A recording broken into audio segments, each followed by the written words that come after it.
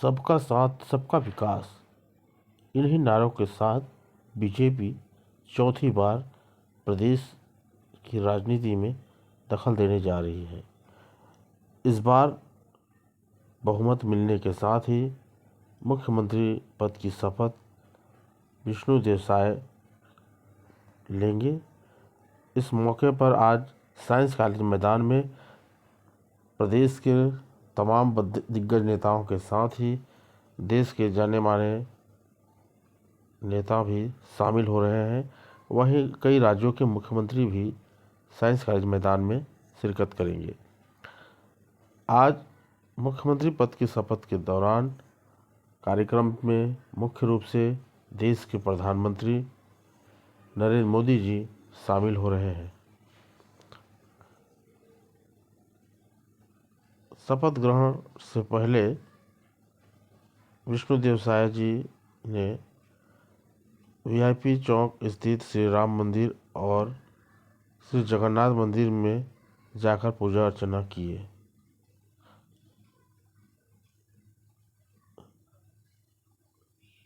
इस दौरान उनके साथ पुरेंद्र मिश्रा सहित पार्टी कार्यकर्ताओं,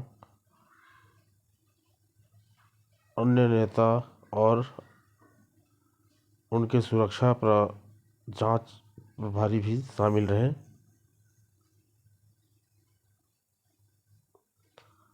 श्री साय एक मिलनसार और सहज सरल स्वभाव के व्यक्तित्व के धनी हैं।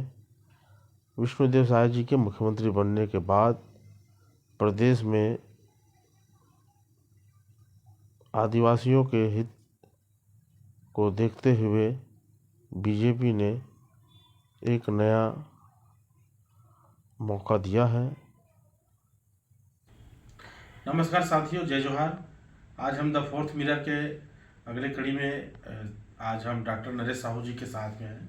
आज एक ऐतिहासिक दिन छत्तीसगढ़ में होने जाने वाला है। कल 13 दिसंबर को प्रदेश के चौथे मुख्यमंत्री के रूप में विष्णुदेव साय जी का ताजपोशी कल होना है कि उसमें अमित शाह और प्रदेश के देश के जाने माने दिग्गज नेताओं का भी आना उसमें निमंत्रण मिल गया है और उसमें प्रधानमंत्री नरेंद्र मोदी जी भी आ रहे हैं। तो ऐसे समय में जब प्रदेश में पहली बार आदिवासी चेहरा को सामने रखा गया है बीजेपी द्वारा, क्योंकि बीजेपी को जो इस बार जो जीत मिली है, सरगुजा और बस्तर दोनों रीजन से उनको बम्पर वोट मिले हैं और वहाँ से पूरा का पूरा जो है सरकार बनाने के लिए बहुमत जो है उनको मिला है। तो आइए हम इस सिलसिले में डॉक्टर नरेश साहू जी से चर्चा करते हैं कि छत्तीसगढ़ में जो समीकरण बन रहे हैं, जो मुख्यमंत्री चयन होने के बाद उप मुख्यमंत्री का भी सिलसिला चल रहा है, 2 लोगों का नाम सामने आ रहा है, मंत्रिमंडल किस तरीके से गठन होगा और कल के बाद जो है सरकार कैसे चलेगी, उस पर जो है हम जानेंगे कि क्या हाल है। डॉक्टर साहब नमस्कार। नमस्कार नमस्कार।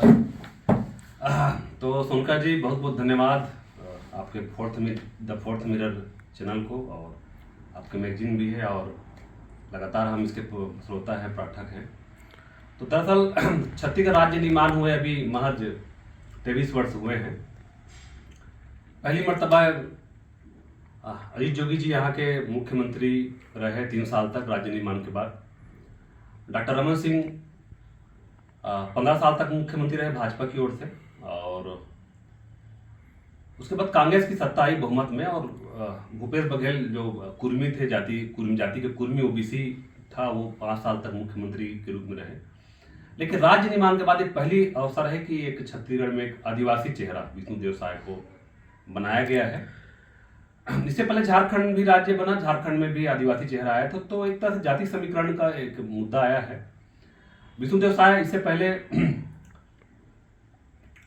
भारतीय जनता पार्टी के उसमें मोदी गवर्नमेंट में राज्य मंत्री थे, केंद्रीय राज्य मंत्री रहे, और भारतीय जनता पार्टी का अरुण साव से पहले वो प्रदेश के अध्यक्ष भी रहे। तो ये तो एक ऐतिहासिक फैसला है स्टेट के लिए, राज्य के लिए, क्योंकि डॉक्टर रमन सिंह राजपूत था और राजपूतों के आबादी कम है और 15 साल तक मुख्यमंत्री भी रहे। तो ये ठीक ठाक स्थिति काट दीजिए महाराज। स्टार्ट। तो राज्य निर्माण के बाद ये चौथी मुख्यमंत्री होंगे जो आदिवासी चेहरा है, और छवि बेदाग है विष्णुदेव साय की, और इसका मोदी के कैबिनेट में भी रहे और राज्य में लगातार 4 बार सांसद भी रहे, सरपंच भी रहे हैं। ये सरपंच के बाद और भी सांसद के पद पे रहे और केंद्रीय मंत्रिमंडल में रहे, और राज्य में इसको प्रदेश के मतलब अध्यक्ष रहने का भी गौरव हासिल है, और बहुत सौम्य, सरल और मिलनसार छवि का माने जाते हैं। तो आदिवासी के हिसाब से बढ़िया मुख्यमंत्री है। और रही बात आपने बोल रहे थे कि बस्तर और सरगुजा अंचल, बस्तर में 12 सीटें हैं, सरगुजा में 14 सीटें हैं आसपास। तो दोनों जगहों से सरगुजा में तो सबसे बहुमत में पार्टी आई है, जो 14 के 14 ले लिए। तो कयास लगा रहे थे कि आदिवासी चेहरा, क्योंकि हमारे पास भारतीय जनता पार्टी के लिए रेणुका सिंह जी थी, जो केंद्रीय मंत्री रहे हैं, अनुसूचित जनजाति मंत्री, और वहाँ के सांसद रही। लता उसेंडी का भी नाम चल रहा था, बस्तर से कोंडागांव से मोहन मरकाम को भी चुनाव हरवाए थे। अरुण साव का नाम चल रहा था, तेली जाति से आते हैं, ओबीसी और लोरमी से जीते हैं। और कुछ नाम आ रहे थे, रमन सिंह का भी नाम आ रहे थे, लेकिन रमन सिंह 3 बार हो चुके थे और उसको विधानसभा अध्यक्ष के रूप में भेजा जा रहा है।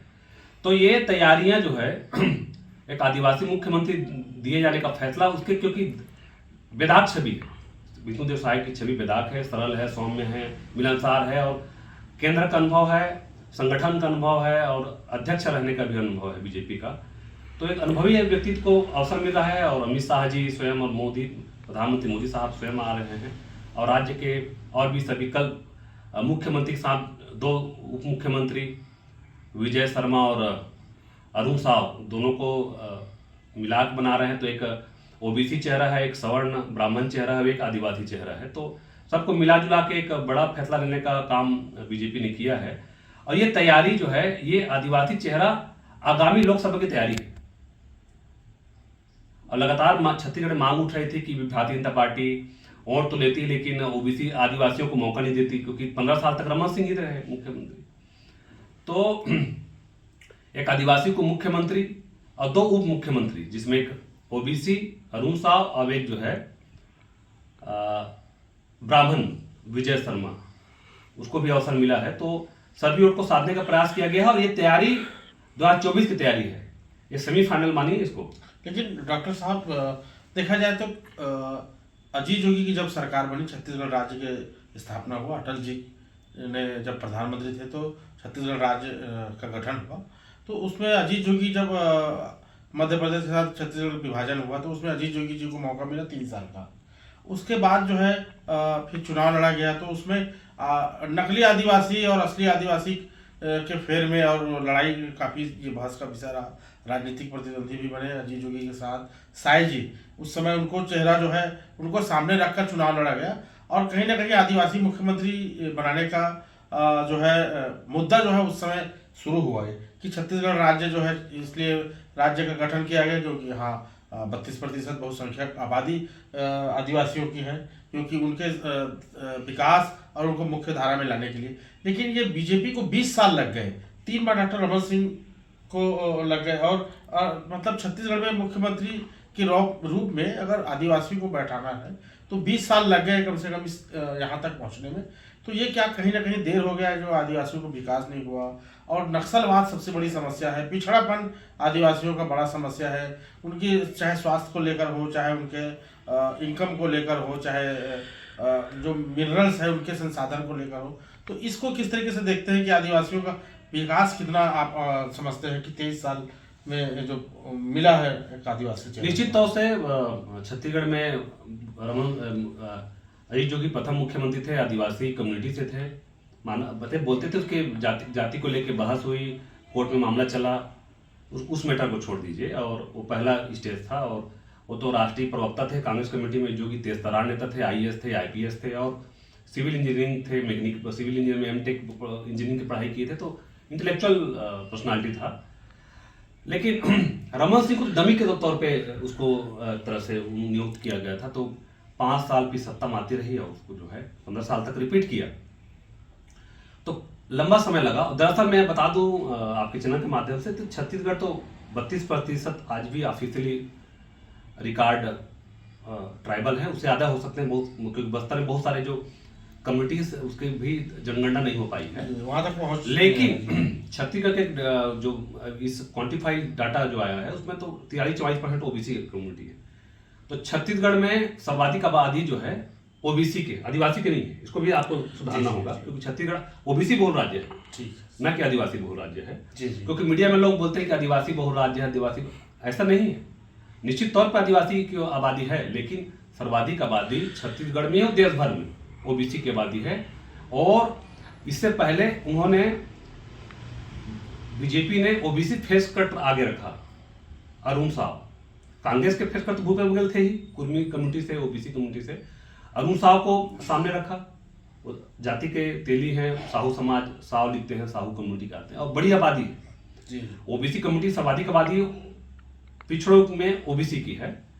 खैर, साहू समाज की, तेली समाज की। लेकिन एक लंबा पीरियड लगा निश्चित तौर, क्योंकि हम झारखंड लेते, झारखंड में अर्जुन मुंडा, चेतन सोरेन अभी लगातार वहाँ आदिवासी समाज के लोग मुख्यमंत्री बने हैं। तो बीजेपी ने तो लगातार सवर्णों को 15 साल अवसर दिया था। तो ये पहली दफा सोशल इंजीनियरिंग का फार्मूला है कि पहली दफा इसको एक आदिवासी के हाथ में सत्ता कमान सौंपी गई है, जो कि ये लोकसभा की तैयारी है और राज्य के लिए बहुत उपलब्धि है। और क्योंकि छत्तीसगढ़ आदिवासी बहुल राज्य है, बस्तर संभाग, सरगुजा संभाग में लगभग सब मिला के 32-33% आदिवासी आबादी है। आदिवासी जो है समीकरण बदलता है, बिगाड़ता भी है, बनाता भी है। तो एक लंबा समय तो लगा ही है।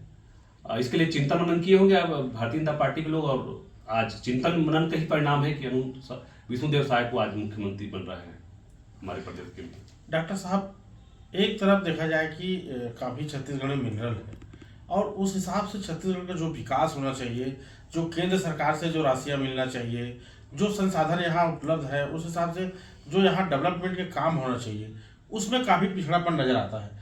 इसको कैसे दूर करेंगे जब क्योंकि केंद्र में भी अभी जो है बीजेपी की सरकार है, अब यहाँ राज्य में भी जो है बीजेपी की सरकार बन गई है, तो अब इसको किस रूप में अब छत्तीसगढ़ को फायदा होगा, यहाँ के धन धरती को, यहाँ के किसानों को क्या फायदा होगा, ये इसको किस रूप में आप समझाना? हाँ, आपने जो प्रश्न किया, तो छत्तीसगढ़ तो देश के कोयले के मामला में हो, लोहा का नंबर 1 राज्य है उत्पादन में, कोयला नंबर 1 है। यहाँ तो बॉक्साइट भी है, कुरंडम भी है, कोयला, लोहा और यूरेनियम भी है, लोहा और पत्थर के कीमती पत्थरें हैं, और भी बहुत सारे हैं। केवल खनिज नहीं, वन संपदा भी हमारे पास आज भी 43-44% अभी तक वन संपदा है हमारे यहाँ। तो छत्तीसगढ़ में जो है नक्सलिज्म का भी समस्या हो, चाहे पॉलिटिकल बहुत सारे जो इश्यूज आए, तो ये तो पूरा खेल मिनरल्स का है, फॉरेस्ट का है। तो बस्तर संभाग, सरगुजा संभाग, बस्तर संभाग में पूरा लोहा है, लोहास्क। सरगुजा संभाग पूरा जो है कोयला का है, और भी बहुत सारे गरियाबंद क्षेत्र में, देवभोग में हीरा का भी क्षेत्र है, और बस्तर में टीना का भी खदानें हैं। और ये तो पूरा एक तरह से बोला जाए कि ये अमीर धरती है, अमीर धरती में गरीब लोग बसते हैं। तो ये राजनीतिज्ञ, यहाँ के नेताओं की जिम्मेदारी है कि यहाँ के जो जल जंगल और जमीन के रखवाले हैं, यहाँ के जो आवाम है, उनकी जो है कैसा सुरक्षा मुहैया कराते हैं, कैसे इन संसाधनों के रॉयल्टी इन लोगों को पहुँचाती है।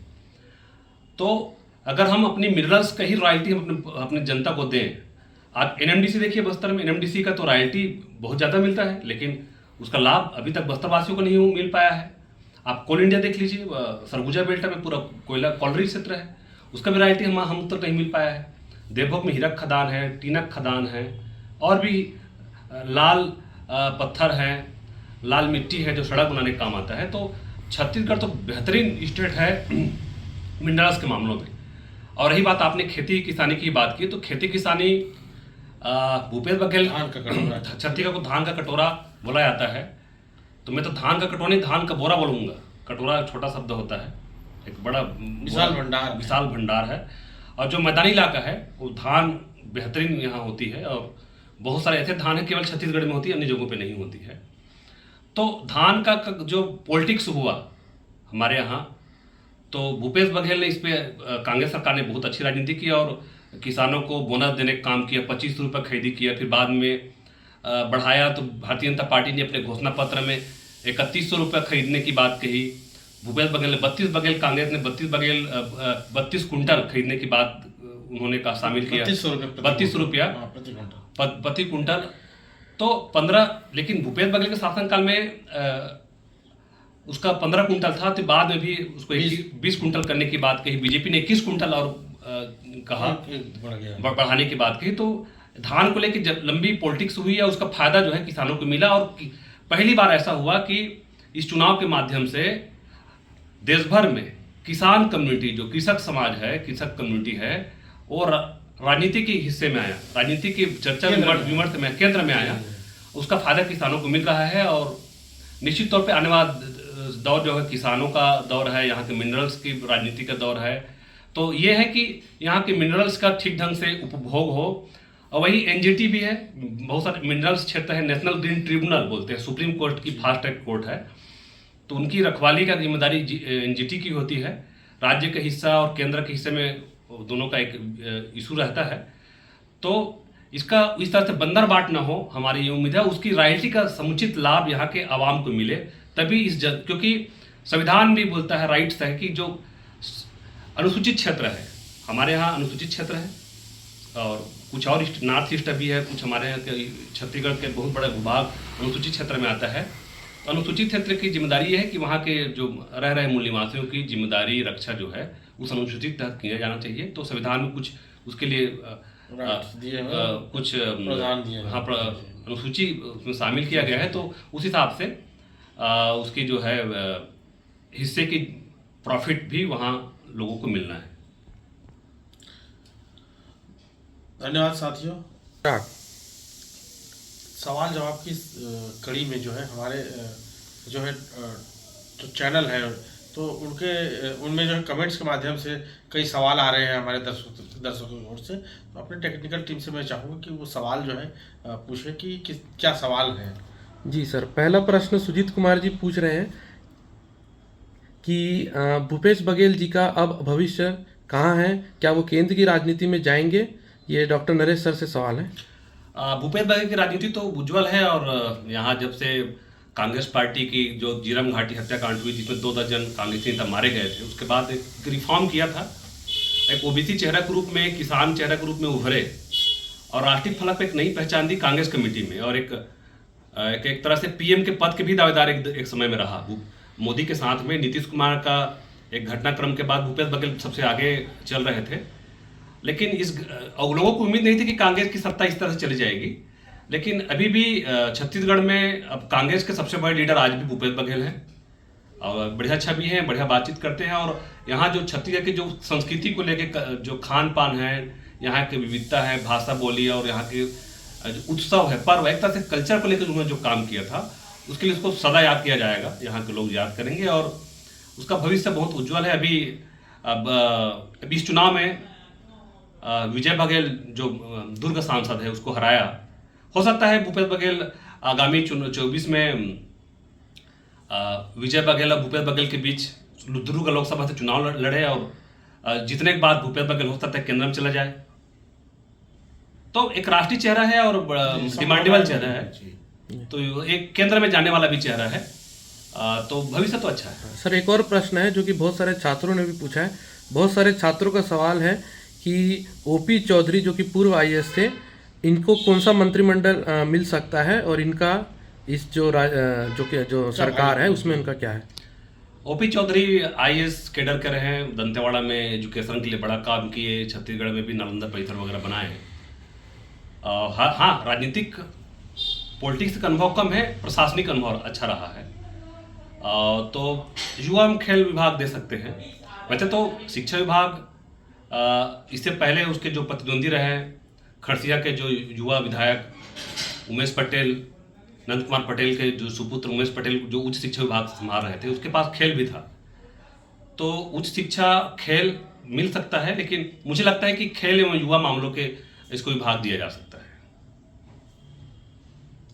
तो धन्यवाद साथियों। ये जो सवाल डॉक्टर नरेश साहू जी हमारे बीच में थे और उनका कहना है कि काफ़ी गंभीर विषय है और छत्तीसगढ़ को लेकर आने वाला समय जो है छत्तीसगढ़ के लिए उज्जवल भविष्य को लेकर रहेगा और युवाओं का भी भविष्य छत्तीसगढ़ में अच्छा खासा होने वाला है, क्योंकि बीजेपी में कई ऊर्जावान नए चेहरे भी सामने आए हैं और नया मुख्यमंत्री बनने के बाद जो है नए तेवर और नए क्लेवर के साथ छत्तीसगढ़ के नई जोश और उमंग के साथ देखा जाएगा छत्तीसगढ़ का विकास की नई एक परिपाटी आएगी। और इसमें हम अपने जो दर्शकों को हम चाहेंगे कि हमारे चैनल को जो है देखते रहें, सब्सक्राइब करें, लाइक करें और कमेंट जरूर करें।